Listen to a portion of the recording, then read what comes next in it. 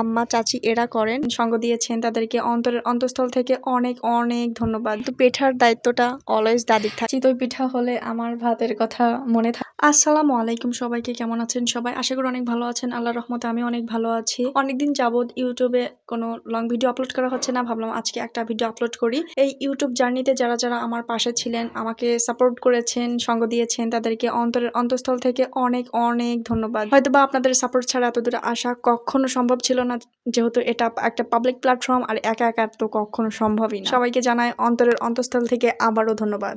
সকালবেলা ঘুম থেকে উঠেই দেখি দাদি পিঠা বানাতে বসে গিয়েছে। কখন চাউল কুটেছে আমি জানি না, আমি ঘুম থেকে উঠেছি 7:30টার দিকে। উঠে দেখি দাদি অলরেডি পিঠা বানাচ্ছে আর কি। তো আমাদের এদিকে হচ্ছে চিতই পিঠা বানানো হয় ঢেকিতে চাউল কুটে। এটা আমাদের বাড়িতে ঢেকি নেই, নানি বাড়িতে আছে, ওখান থেকেই হচ্ছে দাদি চাচি মা সবাই যে হচ্ছে চাউল কুটে নিয়ে আসে।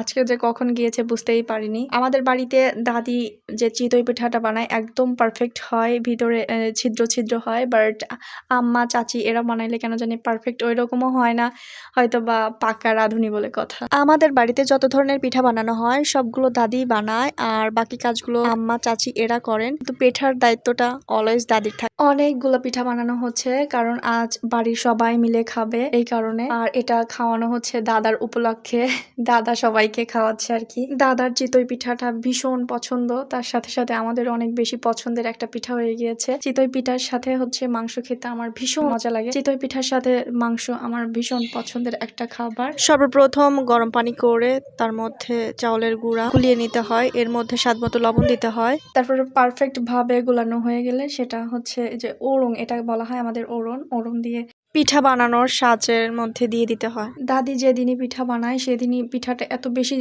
ঝাঁঝরা হয়। অন্য অন্য পিঠা সারা বছর বানালেও চিতই পিঠাটা সারা বছর খুব একটা বানানো হয় না। এটা শীতের সিজনে আমাদের অনেকবার খাওয়া হয়। আমাদের বাসার সবাই ভোজন রসিক মানুষ, ম্যাক্সিমাম মানুষই হচ্ছে যে খেতে খুবই পছন্দ করে। সো সেই উত্তরাধিকার সূত্রে আমিও পেয়েছি, আমারও খেতে ভীষণ ভালো লাগে। এদিকে মেজো চাচি মাংস চুলায় বসিয়ে দিয়েছেন। আমাদের বাড়ির একটা সিস্টেম কি যে কেউ একা একা রান্না করে না, সবাই কিছু না কিছু ভাগাভাগি করে রান্না করে, যাতে অল্প টাইমে হয়ে যায় আর কেউ বোরিং হয় না। সবাই যার যার মতো করে রান্না করে দেয়। মাংসের রেসিপি ম্যাক্সিমাম মানুষই পারে, এখানে শিখানোর কিচ্ছু নেই, যে কারণে আমি এর পুরো ডিটেলস না বলি। শুধু পিঠা খাওয়া হবে এই কারণে ঝোলের পরিমাণটা সামান্য বেশি রেখেছে।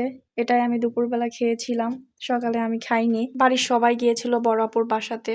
আজকে দুলাভাই আবার সৌদি আরব ফেরত যাচ্ছেন, এই কারণে সবাই দেখা করতে গিয়েছিলেন। সেখান থেকে আম্মা আসার সময় মাংস আর সিমই নিয়ে আসছিলেন, সেটাই আমি রাত্রের বেলা খেয়েছি। দাদার পিঠা দিয়েছিলেন, সেই পিঠা বেঁচে গিয়েছিল, পরে ওটাই আবার খেয়েছিলাম। আমার চিতই পিঠা আর মাংস হলে অন্য কিচ্ছু লাগে না। আমি খুব ভেতো বাঙালি বলা চলে, আমি খুব ভাত খাই, ভাত খেতে পছন্দ করি, বাট চিতই পিঠা হলে আমার ভাতের কথা মনে থাকে না।